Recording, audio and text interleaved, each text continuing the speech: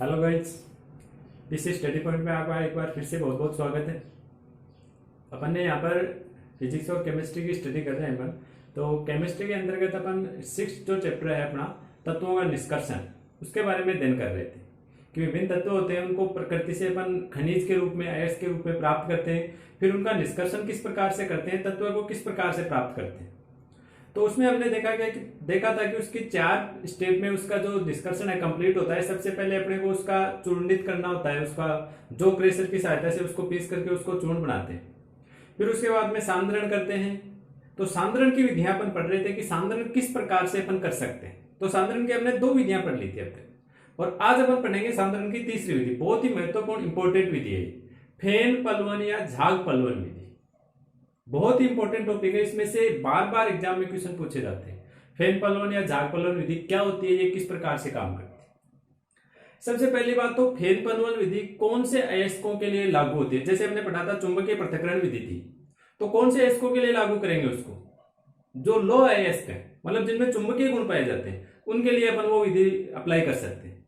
तो फेन पलवन विधि कौन से अयस्कों पर अप्लाई कर सकते हैं। फेन पलवन विधि है ये सल्फाइड अयस्कों पर अप्लाई होती है।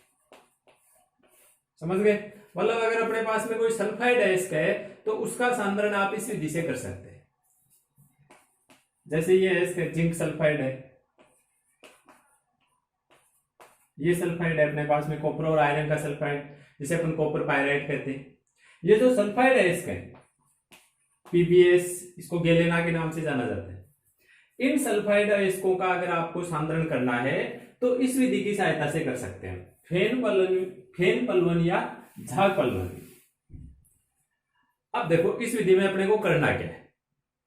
सबसे पहले आप एक आयताकार पात्र ले लीजिए, ये ले लिया, इसमें पानी भर लीजिए। चलो भर दिया, आगे बोलो। पानी भी भर दिया।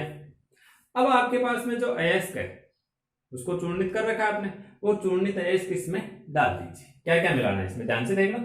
ये मैंने इसमें मिला दिया चूर्णित अयस्क। इसके अलावा और क्या क्या मिलाना है, इसके अलावा अपने को और बहुत सारी चीजें इसमें मिलानी है। कौन कौन सी चीजें मिलानी है देखिए, बस मेन चीजें यही है। इस विधि में सबसे इंपॉर्टेंट चीजें यही है कि आपको इसमें क्या मिलाना है। जो चीजें मिलानी है वो इसमें मिलाने के बाद में क्या कार्य करती है। जैसे अपन फेन कारक मिलाएंगे, पलवन कारक, संग्राही, बहुत सारी इसमें पदार्थ मिलाएंगे। तो अपने को केवल उन्हीं के बारे में ध्यान रखना है। 4-5 पदार्थ मिलाएंगे बाहर से, केवल उन्हीं के बारे में कि वो पदार्थ इस विलयन के अंदर क्या कार्य करेंगे, मतलब इनकी क्या भूमिका है, और उनके अपने को एक एक दो एग्जाम्पल, उदाहरण ध्यान में रखें। तो नंबर पहला इसमें आपको पदार्थ मिलाना है फेन कारक, या आप इसको बोल सकते हैं झाग कारक। पहली चीज आपको ये मिलानी है इसमें। एक तो चूर्णित अयस्क मिला दिया, उसके बाद में आप दूसरा क्या मिलाएंगे, फेन कारक। ये क्या होता है, इसमें आपने जो सल्फाइड अयस्क मिलाए हैं, ये फेन कारक उनके साथ में क्रिया करके और उनके झाग बनाएगा। जैसे पानी में अपन साबुन मिलाते हैं तो पानी क्या करता है, साबुन और वसा के साथ में मिलकर के झाग बनाता है। ठीक वैसे ये फेन कारक के रूप में अपन को कोई ऑयल मिलाना है। जैसे इसमें मोस्टली अपन मिलाते हैं चीड़ का तेल, पाइन, जिसे अपन पाइन बोलते हैं, उसको हिंदी में चीड़ कहते हैं, पाइन ऑयल, चीड़ का तेल, या फिर आप नीलगिरी का तेल मिला सकते हैं। ये मिलाना है। तो चूर्णित अयस्क में अपन ने क्या मिला दिया, ये मिला दिया मैंने चीड़ का तेल। ठीक है, इसको क्या कहते हैं, फेन कारक। फेन कारक की भूमिका क्या है, फेन कारक अयस्क सल्फाइड अयस्क के साथ में मिलकर के क्या बनाता है, फेन बनाता है, झाग बनाता है। ये फेन बनाने का कार्य करेगा। नंबर 1 पहली चीज फेन कारक, इसके एग्जाम्पल और इसकी भूमिका। नंबर 2 दूसरा है पलवन कारक।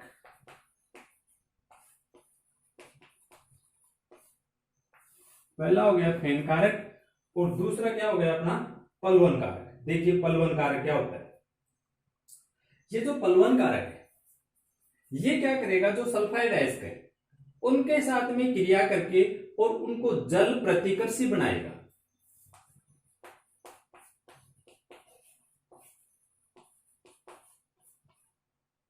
जल प्रतिकर्षी बनाने का मतलब ये जो सल्फाइड अयस्क है इसको जल से प्रतिकर्षित करने का गुण पैदा कर देगा इसमें। मतलब ये जो सल्फाइड अयस्क है ये फिर जल से आकर्षित नहीं होगा, तो पानी में आसानी से भीगेगा नहीं, क्योंकि झाग बनाने के लिए अगर जितना कम भीगेगा उतना ही अपने लिए फायदेमंद होगा। क्योंकि अगर ये सल्फाइड अयस्क भीग गया, भीग करके तो ये भारी हो जाएंगे और भारी होते ही तुरंत पेंदे में जमा हो जाएंगे, उसके बाद में इनके झाग बनाना पॉसिबल नहीं है। तो जो पलवन कारक पदार्थ है वो क्या करेगा, आप ये कह सकते हैं कि उसको पानी में भीगने से बचा लेगा। जो भी सल्फाइड अयस्क का आपने पानी में घोड़ा है उसको पानी में भीगने नहीं देगा, भीगने से बचा लेगा, इसके चारों तरफ परत बना लेता है और इसको पानी से भीगने नहीं देता है। पलवन कारक का ये कार्य। पलवन कारक क्या कार्य करता है, सल्फाइड अयस्कों को जल प्रतिकर्षी बनाता है। ठीक है, अब इसका भी एक एग्जांपल आपको ध्यान में रखना है, सोडियम एथिल जेंथेट। इसका एग्जांपल सोडियम एथिल जेंथेट, ये अपने को मिला दिया है इसमें तीसरी चीज। पहले चूर्णित अयस्क, फिर चीड़ का तेल मिला है, अब मैंने इसमें मिला दिया है सोडियम एथिल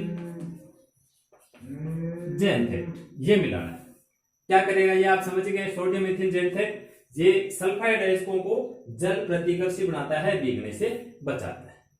अब इसमें आपको एक चीज और ध्यान में रखनी है, इसका एक दूसरा नाम और होता है, मोस्टली उसी नाम से इसको पूछा जाता है, पलवन कारक या संग्राही।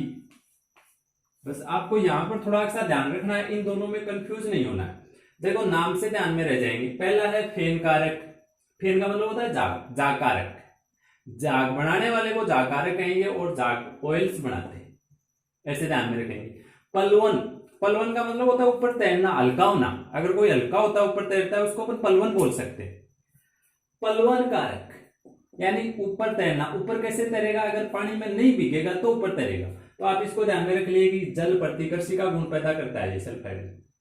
और इसका एक एग्जांपल है जो अपने को ध्यान में रखना है, सोडियम एथिल जेंथेट। ठीक है, तो चूर्णित अयस्क में हमने दो चीजें और मिला दी, चूर्णित अयस्क और उसके अलावा हमने दो चीजें इसमें और मिक्सअप कर दी। उसके बाद में नंबर 3,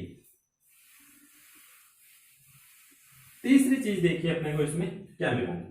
तीसरा इसमें अपने को मिलाना है फेन स्थायी कारक। ये क्या मिलाना है, फेन स्थायी कारक मिलाना है। और चौथी चीज आपको जो मिलानी है वो मिलाना है फेन सक्रिय कारक।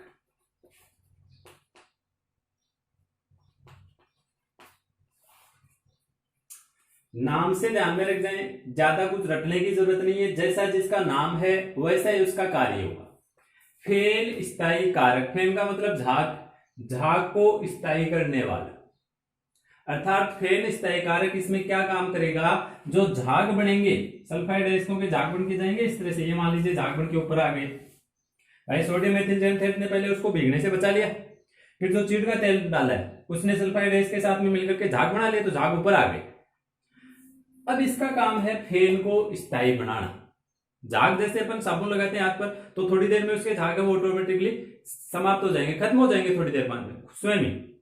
तो ये क्या करेगा, जो झाग बने हैं उनको वापस नष्ट होने से बचाता है, फेन को स्थायित्व प्रदान करते हैं, इसलिए इनका नाम है फेन स्थायी कारक। जैसे इसका एग्जाम्पल एनिलीन, एनिलीन इसका एग्जाम्पल है। या फिर आप दूसरा एग्जाम्पल इसका ध्यान में रख सकते हैं क्रिसोल। ठीक है, तो इसमें अपन ने एक चीज और मिला दी है एनिलीन। ये लीजिए, अब तक हमने ये सारी चीजें इसमें मिला दी। नेक्स्ट इसमें आपको मिलाना है फेन सक्रिय कारक। ये भी देखो नाम से स्पष्ट हो रहा है, फेन सक्रिय कारक मतलब ये सक्रियता को बढ़ाने का काम करेगा, नाम से पता चल जाएगा। फेन सक्रिय कारक, वे पदार्थ जो सक्रियता को बढ़ाने का काम करते हैं उनको फेन सक्रिय कारक। इसका एग्जाम्पल है कॉपर सल्फेट।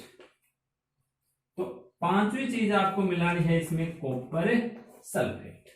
ये सारी चीजें आपको इसमें मिक्सअप करनी है। फेन पलवन विधि हो गई कंप्लीट। बस आपको इतनी ध्यान में रखनी है, ये चार चीजें ध्यान में रखनी है।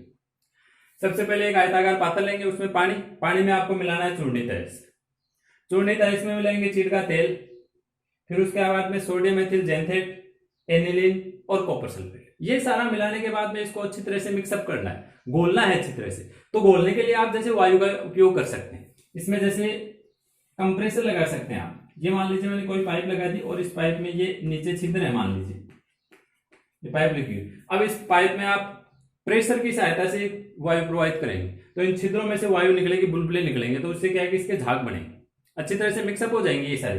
और जो सल्फाइड है इसका उनके झाग बन करके वो कहां जाएंगे, ऊपर आ जाएंगे। जो अधात्रीय गेंग है उसका क्या होगा, वो सारी भीग करके नीचे पेंदे में जमा हो जाएगी। कचरा सारा नीचे जम गया, ऐश ऊपर आ गया, तो ऐश को निथार करके अलग कर लीजिए, सांद्रण कंप्लीट हो गया। बस 4 चीजें ध्यान में रखनी है आपको।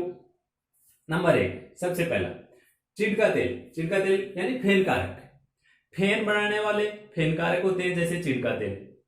नंबर 2, पलवन कारक, पलवन यानी तैरना, या उसको आप संग्राही भी बोल सकते हैं। जो सल्फाइड है इसका उनको भीगने से बचाने वाला फेन कारक होता है जैसे सोडियम एथिल जेनथेट। फेन सक्रिय कारक, फेन को सक्रिय बनाने वाला फेन सक्रिय कारक कहलाता है जैसे एनिलीन। और स्थायी कारक, सॉरी उल्टा हो गया, फेन सक्रिय कारक, फेन को सक्रिय बनाने वाला सक्रिय कारक जैसे कॉपर सल्फेट। और स्थायी कारक, फेन को स्थायित्व प्रदान करने वाला फेन स्थायी कारक कहलाता है जैसे एनिलीन या क्रिस्टोल। ये आप इसके एग्जाम्पल ध्यान में रख सकते हैं। तो विधि एकदम कंप्लीट हो गई। बस ये चीजें अपने को ध्यान में रखनी है। बाकी ये सारी चीजें मिलाते हैं सल्फाइड है, इसको के झाग बनेंगे तो उसको हम निथार करके क्या कर लेंगे, यहां से अलग कर लेंगे। इसके अलावा इसी विधि में आपको एक चीज और ध्यान में रखनी है। अगर किसी अयस्क में 2 सल्फाइड है, मान लीजिए आपके पास में कोई अयस्क है, लेड का सल्फाइड है, मान लीजिए इसको गेलेना बोलते हैं, और इसके अंदर मान लीजिए जिंक का सल्फाइड भी मिला हुआ है। आपने भूगर्भ से खोद करके जो खनिज पदार्थ निकाले हैं, जो अयस्क निकाले हैं, उसमें 2 धातुओं के सल्फाइड है, लेड का भी सल्फाइड है, जिंक का भी सल्फाइड है। और आप लेड शुद्धिकरण किसका कर रहे हैं, लेड का। लेड का निष्कर्षण कर रहे हैं अपन, लेकिन उसमें तो जिंक सल्फाइड भी है, तो साथ में जिंक धातु भी आएगी। उस स्थिति में 4 चीजें तो मैंने आपको बता दी। इस स्थिति में एक 5वीं चीज और मिलाई जाती है जिसका नाम होता है अवनमक, या इसको आप बोल सकते हैं डिप्रेसर। अवनमक या डिप्रेसर, इसका काम क्या है, अगर अयस्क में 2 सल्फाइड है, जैसे लेड सल्फाइड और जिंक सल्फाइड 2 है, तो ये अवनमक क्या करता है, दोनों में से किसी एक को फेन में आने से रोक देगा। जैसे मान लो पीबीएस भी है और जेडएनएस भी है। उस स्थिति में अपन क्या मिलाएंगे, अवनमक। जैसे अवनमक का एग्जाम्पल है साइनाइड, सोडियम साइनाइड। ये मिला दो इसमें, ये लीजिए, ये था सोडियम साइनाइड मिला दें। अब सोडियम साइनाइड क्या करेगा, इस जिंक सल्फाइड के साथ में रिएक्शन कर लेगा और इसके साथ में रिएक्शन करके इसको विलियन के अंदर ही रोक लेगा, ऊपर फेन में जाग में नहीं जाने देगा इसको। इसके साथ में रिएक्शन करके इसको वहीं पर विलियन में ही रोक लिया। अब जाग में केवल कौन जाएगा, लेड सल्फाइड ही जाएगा। तो दोनों धातुएं अलग हो गई ना, अपने को केवल लेड धातु ही प्राप्त होगी। जो जिंक धातु है वो विलियन के अंदर ही रह जाएगी। तो ये 5वां, इसका आपको ध्यान रखना है, लेकिन इसका हमेशा उपयोग नहीं करना है। नॉर्मली अगर आप फेन पलवन विधि अप्लाई कर रहे हैं तो उसमें अवनमक नहीं मिलाना है। अवनमक विशेष स्थिति में ही मिलाना है। कब, जब अयस्क में 2 सल्फाइड है तब आपको अवनमक मिलाना है। तो अवनमक उन दोनों में से किसी एक को फेन में जाने से रोक लेगा और दूसरा है वो फेन में चला जाएगा, मतलब उसके झाग बन जाएंगे। इसी के साथ में अपने फेन पलवन विधि कंप्लीट हुई। सांद्रण की ये तीसरी विधि थी। सांद्रण की ये तीसरी विधि, फेन पलवन या झाग पलवन विधि, बहुत इंपॉर्टेंट विधि है ये कंप्लीट हो गई। आज के लिए बस इतना ही। आज के वीडियो को एंड तक देखने के लिए आपका बहुत बहुत धन्यवाद।